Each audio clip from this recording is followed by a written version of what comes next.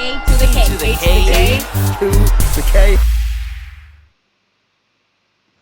Coming up tonight on the Ringside Report.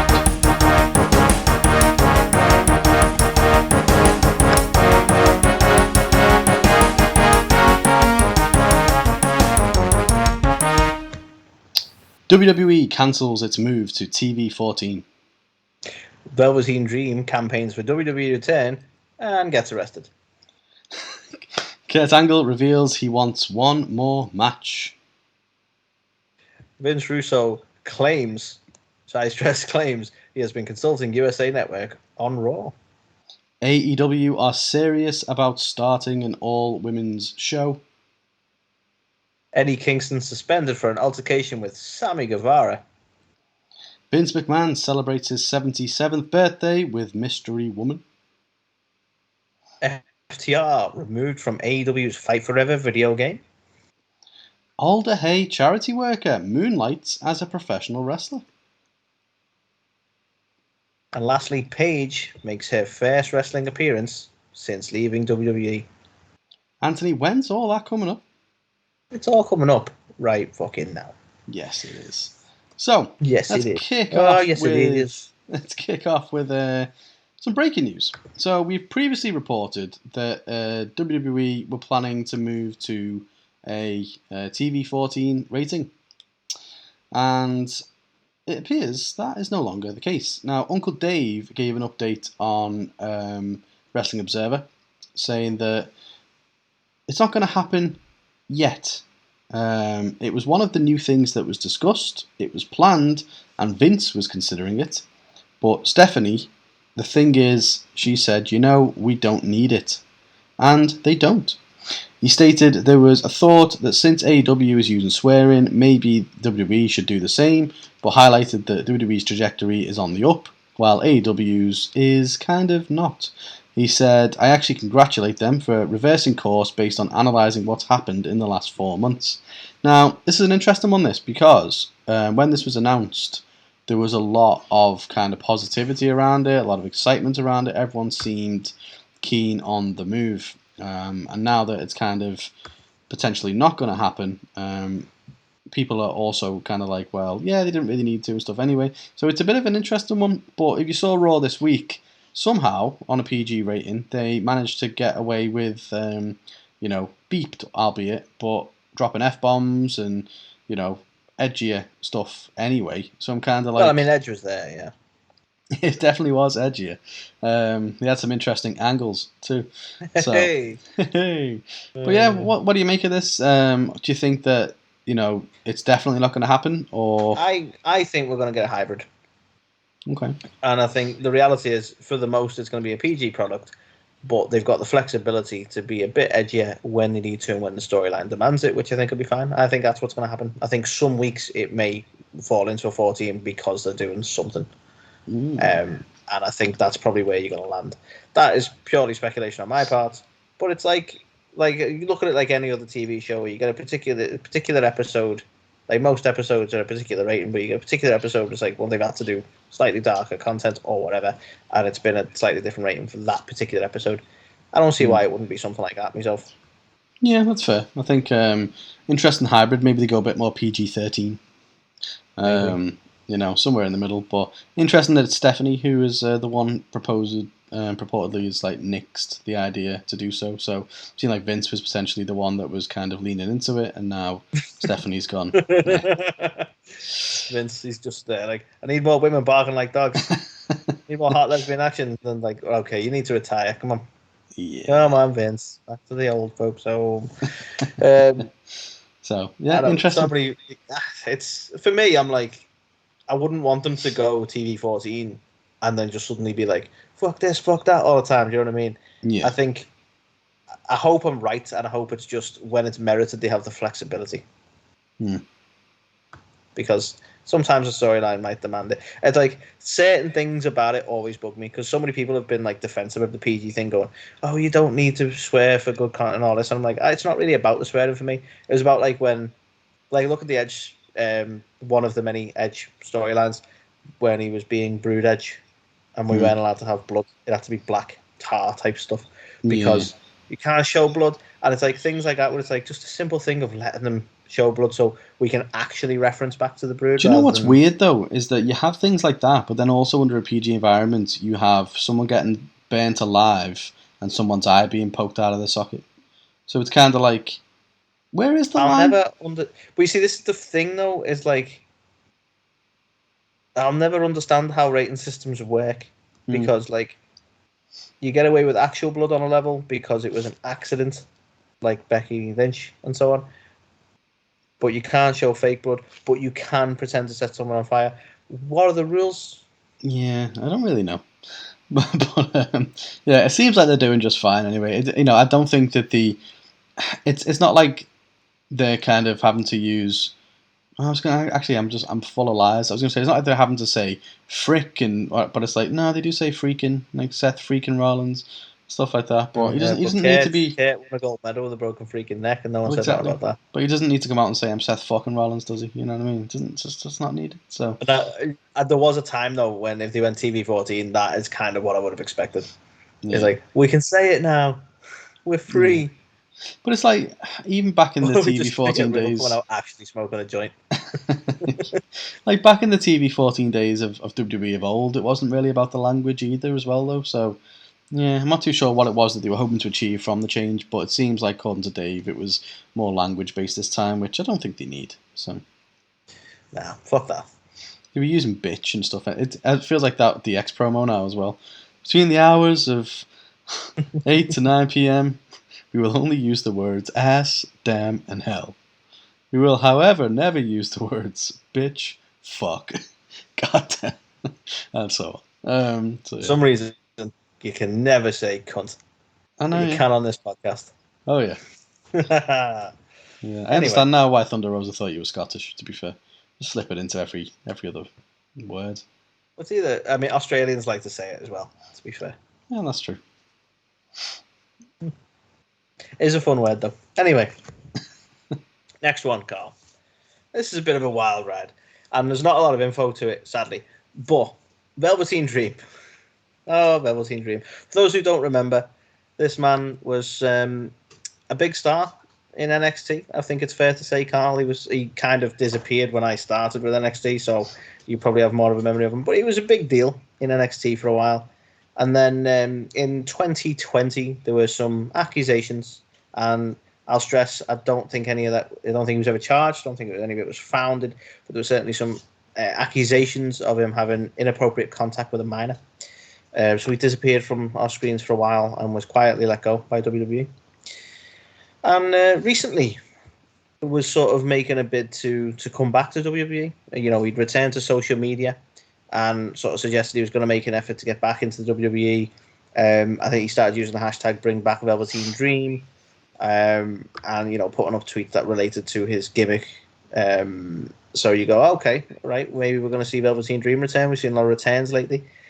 That seems a little less likely now, because evidently on Friday he was arrested in Orange County, Florida. Why was he arrested, Carl? Well, we don't have a great deal of information on that, but it seems it was due to an out-of-county warrant for possession of drug paraphernalia. I always love when it's drug paraphernalia, because that's like, we didn't find the drugs, but we found some stuff. So, you know, let's arrest him for that. So, yeah, don't know what they found. Don't know how bad the charge is. No, he was arrested, though. But, you know, for me, this kind of, when you're trying to, like, make a bid to get back to WWE and then you get more controversy, that's probably not the best shout. Unless you want to become the Velveteen Nightmare. I don't know. Oh, brilliant. Too soon? Brilliant. I love it. Yeah, so, it's definitely... Yeah, remains to be seen. I think rumor has it Triple H was very big on him when he was in NXT, and obviously Triple H ran NXT at that point, so it makes sense. But you got to wonder, like, whether they're going to be adverse to the controversy and go, well, okay, look, you're still getting arrested now. You know what I mean? So, yeah. I don't know. I don't think we're going to see him anytime soon, personally. But again, not a great deal of detail on the arrest itself. No, definitely not wonderful timing either. Kind of ruined his campaign to get rehired before he even got off the ground. So the next one to talk about is Kurt Angle has revealed he would actually like one more match. Now, we've spoken before around, obviously, his retirement match being Angle versus Corbin, not being exactly fantastic, in terms of ways to go out. But Angle said on his podcast, "It's been 2.5 months since I had my knees replaced, both at the same time. It's a little rough doing both of them at the same time, but you know what? I'm not going to count out anything. I've told so many reporters and people from the news that I was done, but there is a chance that I might end up coming back. I don't know when, but it'll probably be for one last match. I didn't want to do that until my knees got better, but I'm not going to lie to you. I think about it all the time. I possibly could return, yes." Damn! I know, right? I kind of dig it. Like, I think this is no offense to Corbin, but we kind of needed a better final match, didn't we? Yeah, and it's not even just because of the opponents or anything like that. In fact, you're actually a big fan of Corbin as it is anyway. But it just it wasn't long enough, and it was just kind of a throwaway match. It should, there's the opportunity to make somebody or have it mean so much more. I think that's the thing. So, like Corbin, I think Corbin's actually really underrated and gets a lot more hate than he deserves. So it's not about Corbin, but yeah, I think you're totally right. It could have been used to make somebody or something along that line. Like, I don't know if he necessarily needs making now, but like, because of the parallel, I know you love a good parallel. Him and Gable would be a fantastic match. I think if they had this match that then set up a Gable push as a singles competitor, I'm all for it. To be fair, they could. There's still room for that. Yeah.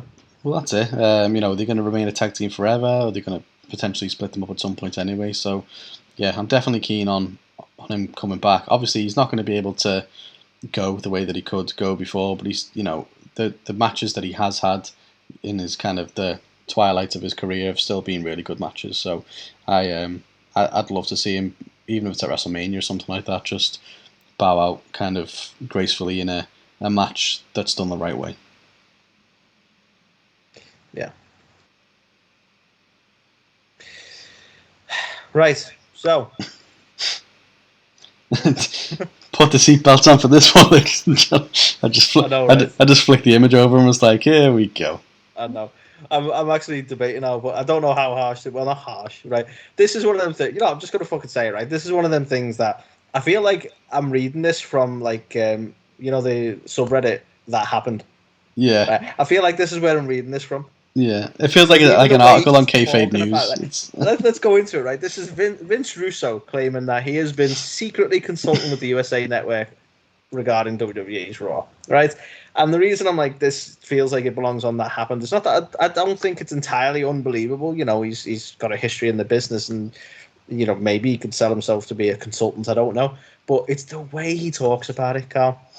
Right? So basically, and I'll give you the quote. He said, "I've been keeping a little secret for the last 2+ years. I want to come clean. Well, bro," he says bro a lot, Pepe. "Well, bro, I'm going to break the news to you on this show." This is on Sportskeeda, I believe. "I have not said this publicly before. From March, pre-Mania, bro.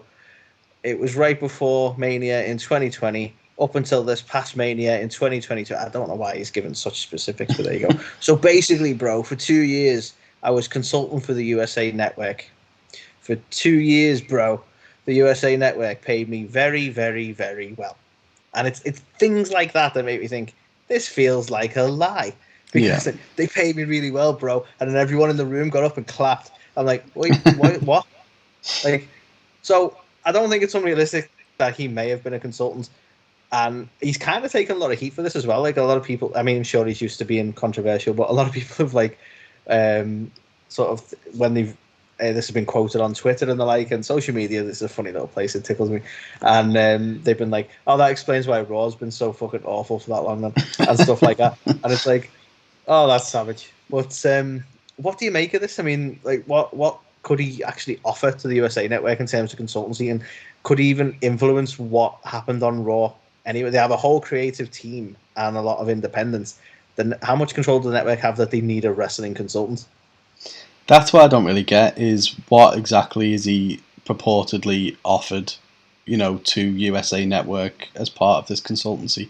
Like, what change has he been able to make? Because other than the network going back to WWE saying, "Nah, we would like it to be more like XYZ things," I just can't see how he what he would do as part of this consultant for USA Network. Like, there's a full on team of writers and stuff like that anyway, and it draws pretty well. And the thing is, he's admitting to this at a time when, you know, WWE sucked. It was on a massive downward spiral. People like that's the thing. 2020, you say? It's like, right, okay. But it's like things like as well, like what really doesn't like. And maybe I don't understand the intricacies of a network, but he's even saying like, I know what they're looking for, I know what's acceptable and what's unacceptable because I had communication with them for 2 straight years, right? So you know what they're looking for, right? And their power is basically yes or no, because the creative team in WWE are actually doing the creative element, so they can probably veto certain things they don't want. So essentially what you're telling us is you were a weird sort of middleman for the network who said no on their behalf because you knew what they wanted. But if you knew what they wanted, then they obviously knew what they wanted, so they could have just said no themselves. But that's what I don't get. Who's he like? He sounds like he's the middleman, but the middleman for who? Because he's got no direct lines with. Was that because it was a secret? Yeah. So it's like he wasn't communicating with WWE. He was consulting for USA. So basically, he sat in a room while they went, "We don't like this," and he was like, "Yeah, bro." Yeah. Like, so it sounds like what he's saying is he watched Raw every week and sent some emails to USA Network and told them, "This is how you can make this better," and they went, "Auto rule from Vince Russo, trash." You know what I mean? And it's like, okay. I legit, I don't get it. Just drop some an email. Need more things on a poll, bro. it's and you know what, right? Vince Russo gets a lot of shit. There was some stuff that he came up with which was great. There was also a lot of stuff which he came up with which was garbage. People gravitate to the garbage, don't they? But you're right. Exactly. You know, he's nowhere near as bad as like people claim he is. No, you've got to give him a fair shake. The problem is with him is that he was, you know, he didn't know anything about the wrestling business, so he annoyed loads of the original kind of like you know, your Cornettes and people like that who were pro like just wrestling, whereas WWE were trying to go down the Attitude Era and be more of a controversial TV product. So he was helpful. He was the Jerry Springer trash TV, you know, stuff that they needed at that time. But the problem is that formula didn't work. You know, after that certain amount of time, didn't work in WCW, didn't work in Impact or anywhere else he's gone. So it's kind of like at a time when, like, I hate to use the term, but at a time when woke culture is so like notable, let's say, why would they hire Vince Russo to consult with? So let me see your resume. You're responsible for oh god, yes, please consult for us. So yeah, I can't honestly see it, to be honest. But you've got a point. It's when you start making claims like that, and it's like, so I've been doing this, and you know I got paid really well for it. It's like when you have to be so self masturbatory over it. It's kind of like, well, all right. And the little thing of it was a secret as well. I know, yeah. Because you know the way big network companies like to keep secret employees because always happens. They don't want to upset the WWE, so you have to keep like a secret employee. Like that feels like bullshit. Like Vince has always been a businessman first. If they had hired Russo, would he have even had an issue? Well, he still worked with him. Let's be honest. Wasn't he claiming like not that long ago that he had been speaking with Vince about potentially going back and writing for them and stuff? It's just like, well, hang on, how can you be a consultant for USA Network over there, but then all of a sudden you're going to be like a writer on like what? I don't know. Yeah. Don't really get it. So yeah, I'm not calling him a liar. A lot of it seems kind of unbelievable. So there might be some truth in there, but you will. Maybe some exaggeration, shall we say? He rang up and was like, Vince, what do you think of this? And he's gone, that sounds like a good idea. And he was like, right, ask that one.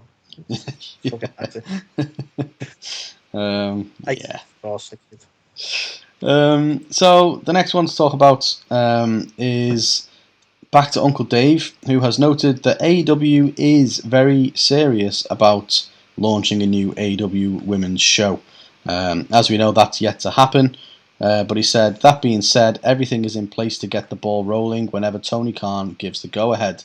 He said, when it's official, it's official. They took out a trademark, it's serious, but nothing could materialize from it. It's an idea that they feel strong enough to trademark it. When it happens, there's going to be an announcement. Or like, well, no shit. But I think if you read between just all the nonsense that you don't need to really say, what he's saying is they felt serious enough to trademark it, therefore he expects something to come from it.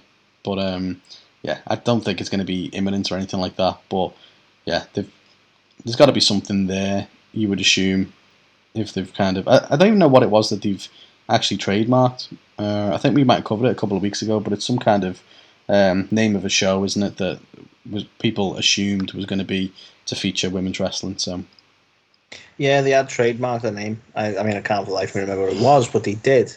Yeah. But stuff like that, it's like, you know, do we even know for a fact? I mean, I can't remember the trademark filing, but do we know for a fact it's a show, like a weekly type thing, or maybe it's just a pay-per-view? No, I don't think the trademark specified really. So it could be a pay-per-view. It could be like Empower situation, couldn't it? I mean, might be a controversial take here, but I don't understand why companies like to do this, where they go, let's do a specifically women's focused event and so on like that. It's like, why not just give them regular focus? Yeah. Because it feels like pandering. Like when WWE go, let's do Women's Evolution. Don't be wrong, Women's Evolution was popular. I mean, they never revisited it for some reason, but it was popular. It gave them a platform. But then I sit there and go, well, why isn't that like part of the normal show? Like, you have to go, well, we'll give you your own show. It just feels a little patronizing. So I kind of hope it's not a pay-per-view, because it's like, just feature them more. It's kind of a lose-lose for them, though, as well, isn't it? Because if you're making it their own show, you're almost saying, like, well, we're making this for the people who want to watch women's wrestling. Like, you know, when I don't think there's any way you can do a sole women's pay-per-view without it sounding a little patronizing. Exactly.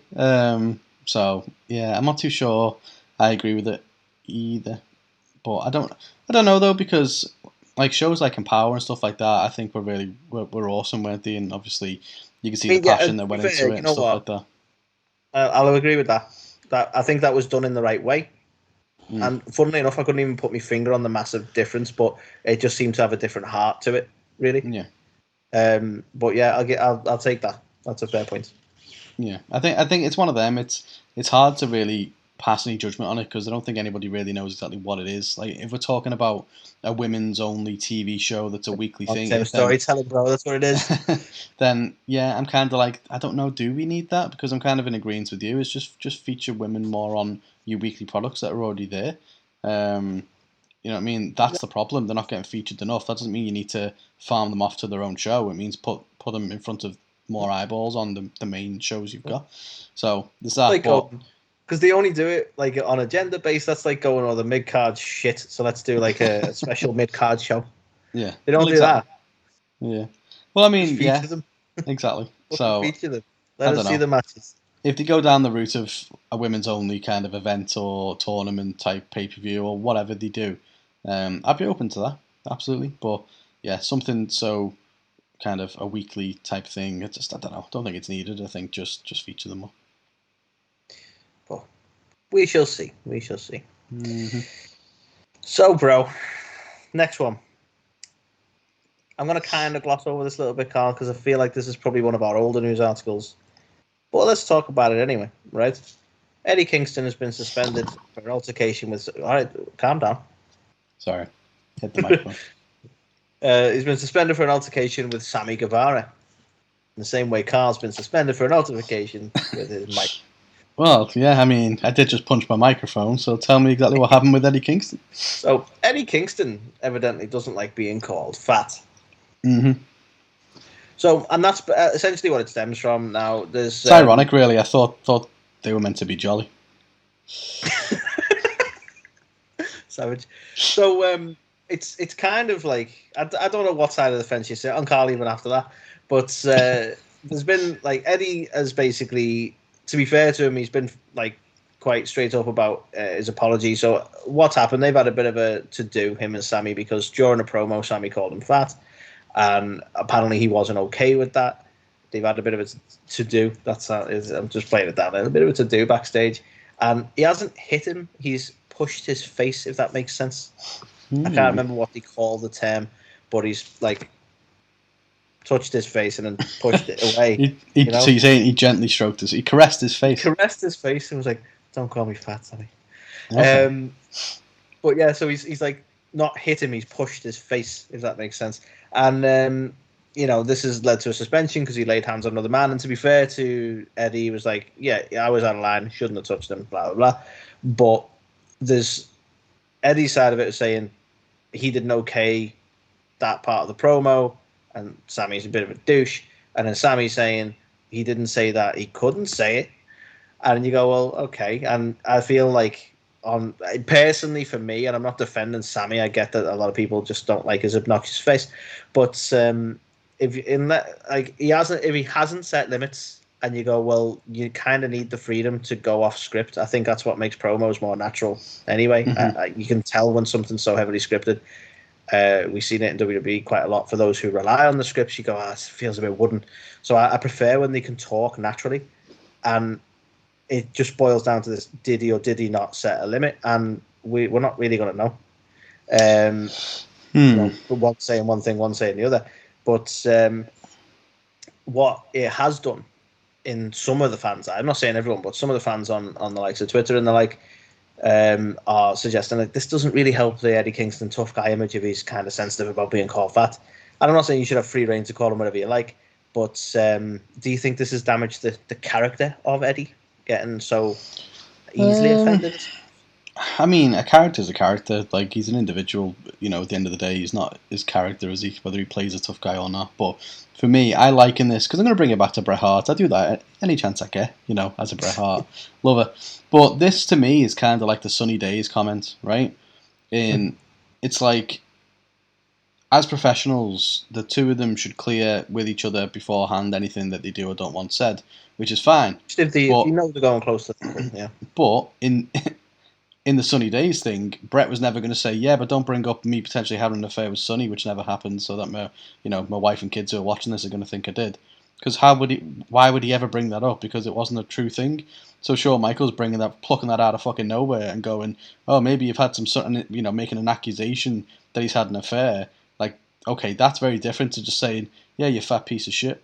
So I'm kind of like, So I probably side more with Sammy, if I'm honest. I think if Eddie didn't want him talking about, like, that's something which he could very clearly be upfront and say, I don't want you calling me fat in a promo.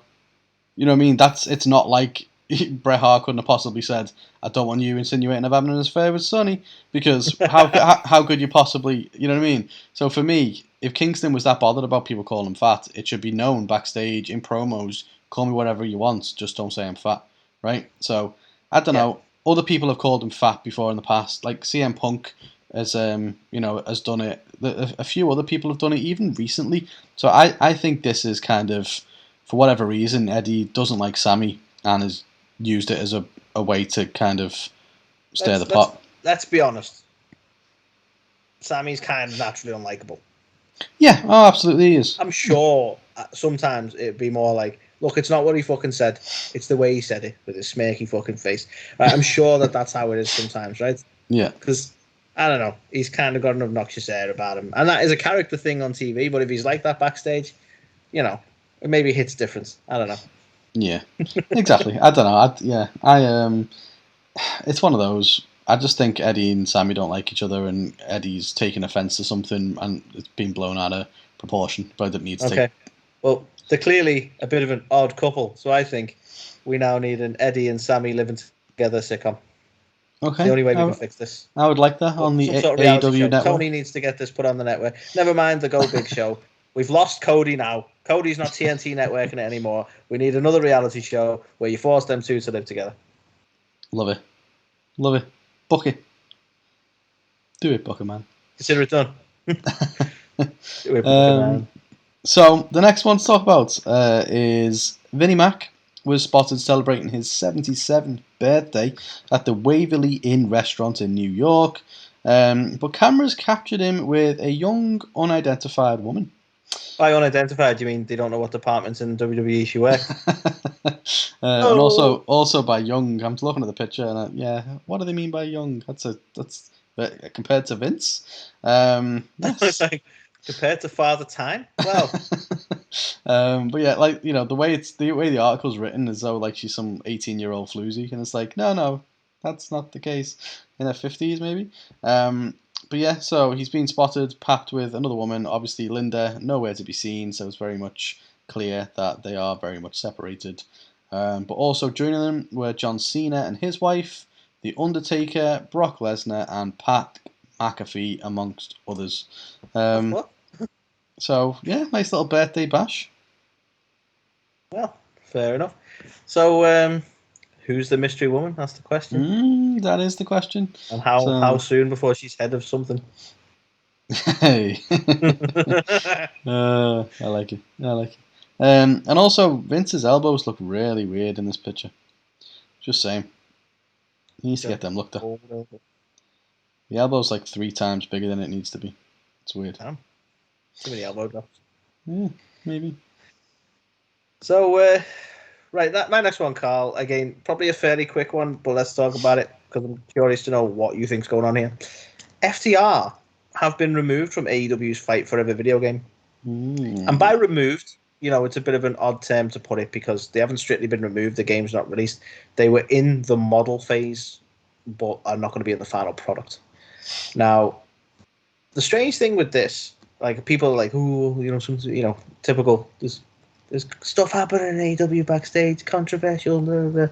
And I think it was Dax, but one of them actually sort of responded to this situation and said basically that they when they were made aware of it, it was actually, I think it was May that they were made aware of it, and they were like, well, is that something we should worry about? And sort of addressed the question of like, well, should we be worried that we're not getting put in the game?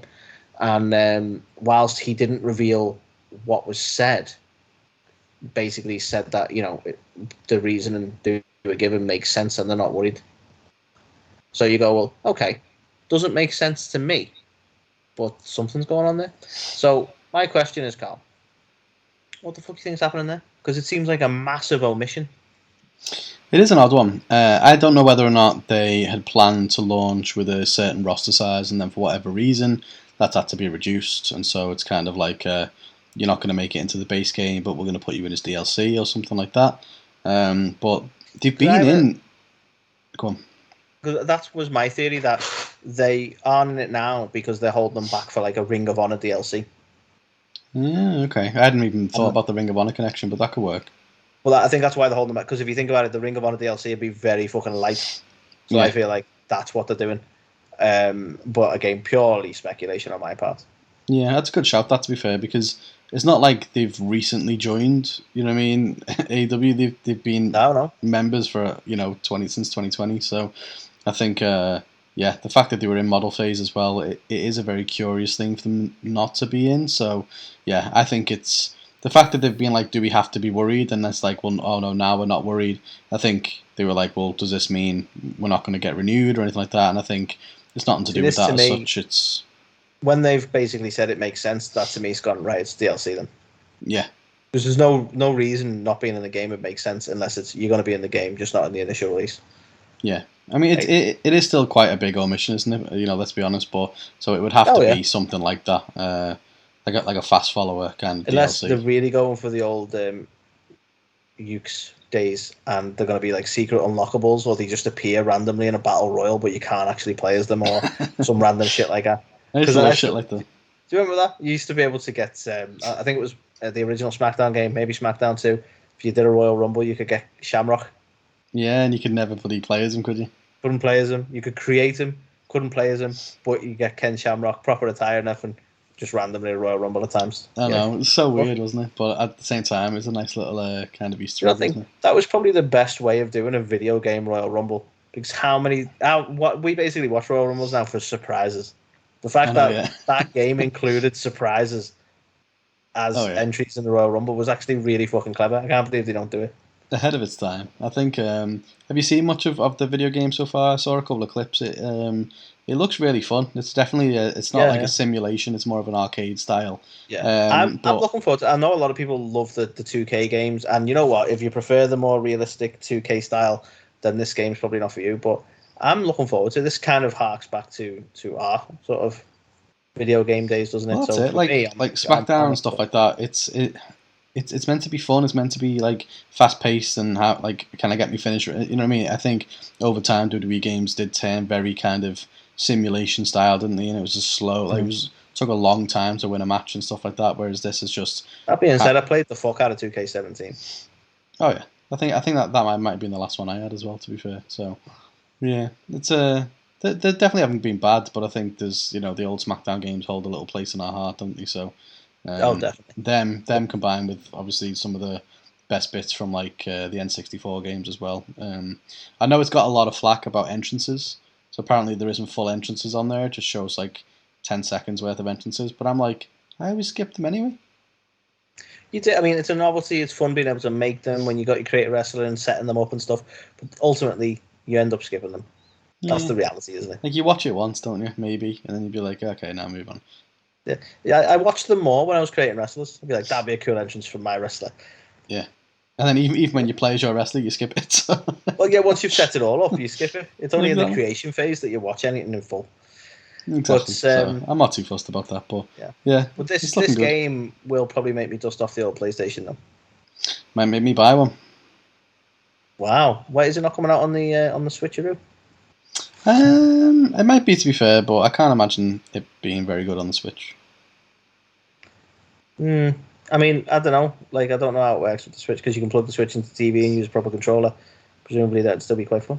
Yeah, but it's like when they used to like port like games onto the Wii and stuff like that. They just were never as good quality or graphics, and stuff used to get missed out and stuff like that. So I imagine it would be the same on the Switch, but I could be wrong. To be fair, right. It's more for me, son. I haven't really played any games on it, so. Nice. Doesn't even play. We played SpongeBob before. That was fun. Nice. Anyway, slightly moving on. I'm glad this next one went to you. I feel like this has a special place for you. This. So yeah, it's not something we're gonna it's not gonna be a long one or anything like that. But Alder Hey. Alder Hey Children's Charity is obviously local to me and Anthony, and holds a special place in our hearts. I think I know my son's definitely used their services and stuff like that, not for anything too serious, just like tongue tie operations, stuff like that. But I know family members of with their kids that have had more serious conditions and stuff have used the hospital. And obviously the charity as well. So there's a nice little story here around a former bartender who essentially had to turn his life around after losing his bartending job during COVID, who is now working for the Alder Hey Charity. And the Echo, the Liverpool Echo, did a story on him because, fascinatingly, he also moonlights as a pro wrestler. So just wanted to kind of give the guy a shout out, really. So his name's Alex Cook, but he's known as Chase Alexander, the smug, fair-coated villain of the pro wrestling ring. Fair-coated villain with a heart of gold. That's the thing. A charity spokesperson was quoted as saying, "Alex is a great member of the team, day in, day out. He shows great strength and commitment to doing the best for our families at Alder Hey. It must be the wrestler in him," which I thought was a nice little quote there as well. So, just a short one, but yeah, obviously something which is close to our hearts with it being wrestling and being Alder Hey as well. So go and check him out, Chase Alexander. Give him a follow. Do it. Do it. Do it now. In fact, we're not going to do anything else until you go and fucking do it. You done it yet? How about now? I'm going to assume they did it. Anyway, Carl, the next one is probably going to be a fairly quick one as well, but it's just a bit of an update on, Paige, or formerly Paige of the WWE, now Saraya Knight. I feel like I said that wrong for a second, but it is Saraya Knight. So people have been like, oh, what's going on? Is she returning to wrestling, etc., since she left WWE? Kind of is the answer, Carl. So, as a lot of people may know, and for those of you who don't, World Association of Wrestling over here in the UK is actually owned by Saraya's father, Ricky Knight. And in actual fact, they're older brothers, Roy Knight and Zach Zodiac. Zach Zodiac is probably a name that people will know from Fighting With My Family. But they are both, or were both, in a tag team wrestling for the promotion, and storyline-wise, have had a bit of animosity between each other. And what do we get? We get a video appearance from Paige, or Saraya, who is essentially joining into this storyline, saying that they need to sort the differences out in a match, and there's only one person who can call it down the line, and that is Paige herself. So she's going to be appearing as an official for the match between Roy Knight and Zack Zodiac, which is pretty fucking cool. But do you think this is her stepping back into the ring, Carl? It's great to see her go back to her family's business. I think if the Knights can get her to have a match, they damn well will try. That's for sure. It's one of them. Ultimately, we don't know the severity of her injuries anymore. It's whether or not, can she be cleared over here in the UK? Is it just WWE's doctors that wouldn't clear her and stuff like that? And it's also a personal decision for her if, she feels comfortable, because with neck, obviously, as we know, with neck injuries and stuff like that, it can, lead to being paralysed or something really, terrible. So, yeah, it's one of those. It's a decision she'll have to make, but it's nice to see her return home in like the special referee capacity, and whether or not that leads to something more, I think will be interesting to watch out for, because it could be very likely that she does make a return over here before she heads, I don't know, down to AEW or Impact or somewhere like that. I mean, she seems to be very much settled in the States, and you never see never with living situations, but I imagine it's not like a long run in the UK, but be interesting to see what's next. Yeah, definitely. She won't be moving back here anytime soon, that's for sure. But obviously she's going to come back, dip her toe in the water here, and yeah, I think if she does return to the ring as a wrestler, then it could also be for WAW, but that'll be just before she kind of WAW. Is it just me? Not to digress, but is it just me who says that in the heads in like an Owen Wilson kind of voice? Wow. Wow. Oh, wow. Sorry, I just needed to get that out there, because that's what my head does every time. I'll never, ever be able to see it the same way again, so thanks. Thanks for that. I mean, I can't even do a very good English accent, let alone, particular areas, so trying to do a Norwich accent would not be ideal, but imagine how they say it. An Owen Wilson Norwich version of WoW would be interesting. Yeah, we need a really good impressionist to be able to do Owen Wilson from Norwich. That's a challenge. It's very niche, very niche. So that was the news this week. Other breaking news, we got a new partner, Top Rope Brewing, Liverpool-based brewery who make some delicious wrestling-themed beers. You got the likes of Cold Stone Cream Austin, Papa Mango, Booker T, many others. There's like an FTR one, there's the Exalted one, there's the American Nightmare and stuff like that. Did you mention For the Love of Wrestling's very own beer as well? For the Love of Wrestling's very own beer as well. So really great bunch of guys, really great local company that, just two guys who set it up with a love for wrestling and a love for beer. So yeah, make sure you check them out. We're also going to be kind of promoting them every Tuesday as part of Top Rope Tuesdays. So they are our official beer partner. So we're going to be they're awesome, and because we're awesome, you can get 10% off. Isn't that right, Carl? You can use the code A2theK10 for 10% off at topropebrewing.com and enjoy like we're going to. So yeah, very fun. Very exciting partnership there. But yeah, so if you haven't caught it already, make sure you catch This Week in Wrestling, where we reviewed everything going on in WWE and AEW, and also catch our predictions for Clash at the Castle and All Out. What a hell of a week it is going to be. And until then, and until next time, here is the one and only Griff Garrison to say goodbye. Hey, Griff. This is Griff Garrison, and you're listening to A to the K. A to the K. A to the K. A to the K.